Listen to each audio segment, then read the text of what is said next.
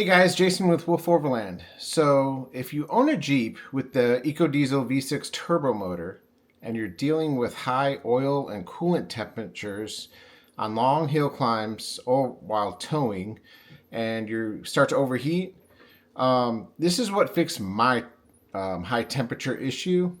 My EcoDiesel is built out with a heavy Overland build. I'm on 37s. I have a rooftop tent, alu cab, drawer system, fridge, all the gear. And I do have two aftermarket lights mounted on my bumper that is partially like 10-15% blocking my front grille where the radiator is. But I didn't have any issues that first year. Last year, when I went out to Moab in Colorado, driving through the desert in New Mexico, I had elevated temperatures. I mean, it was 110 degrees outside, and I was running 80 miles an hour across the top of New Mexico on my way to Moab, but I didn't overheat. This year, when we went out west, I started having elevated temperature issues again, but I actually overheated one time. And partially my fault. We'll go into that. I got videos of everything. But it drove me crazy this entire trip because I had aftermarket hood vents, which actually made a difference at idle. You can see the actual waves of heat, coming out of the hood. And that definitely stopped a heat soak issue where all the heat just sits under the hood. And then we did remove some of the insulation around the injectors and under the little engine cover.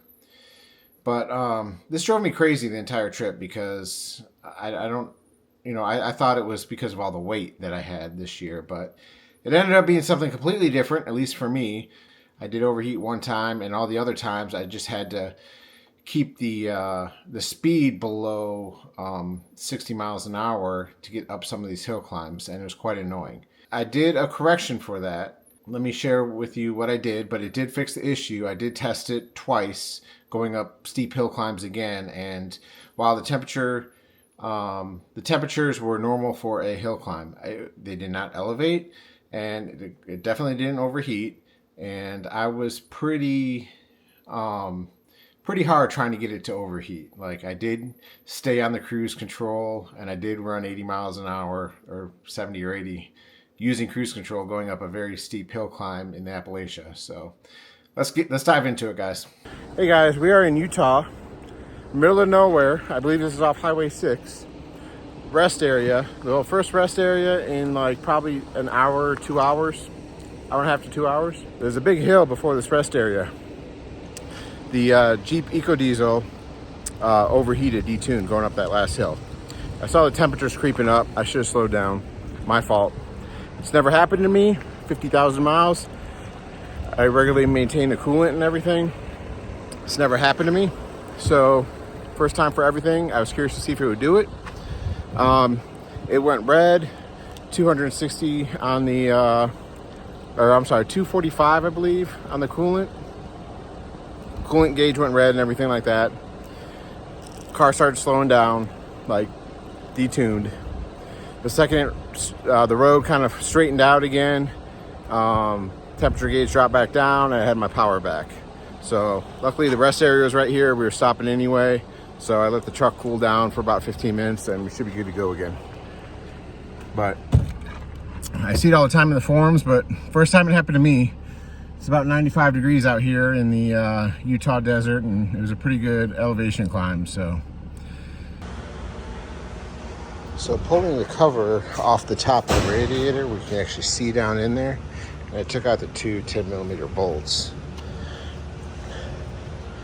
But it is packed full of crap down in there.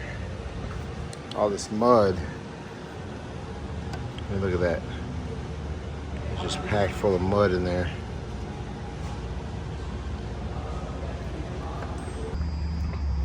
Yeah, check this out. Move over here. See how the water gets dirty as crap?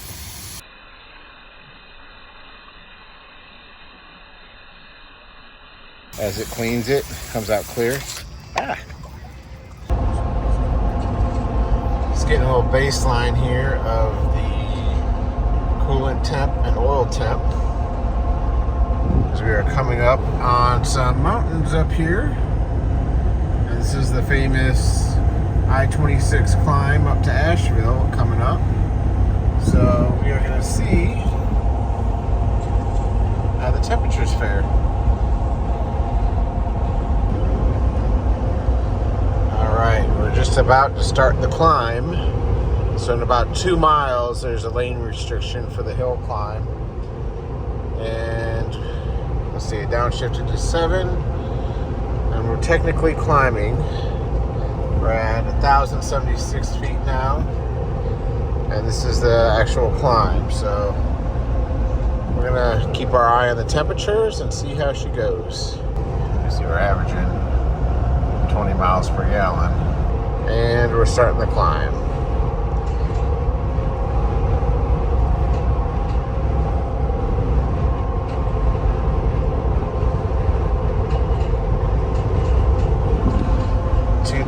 So 212 and 230 are the two numbers. And we're starting the climb in 3. Mile marker 65 on I-26. The actual, alright, we dropped down to 7. And we got cars with the hazards on already. Let's watch these temps, guys. Well, temp is climbing a little bit. Coolant is holding. Got cars with the hazards on. We are still climbing. So what I normally tell is that coolant gauge right there, that will bump up to the exact halfway mark. But we are holding coolant. We are holding. We're holding steady at 230. So this is telling me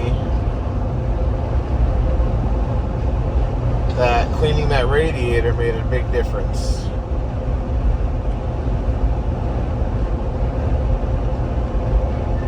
$250 on the oil temperatures.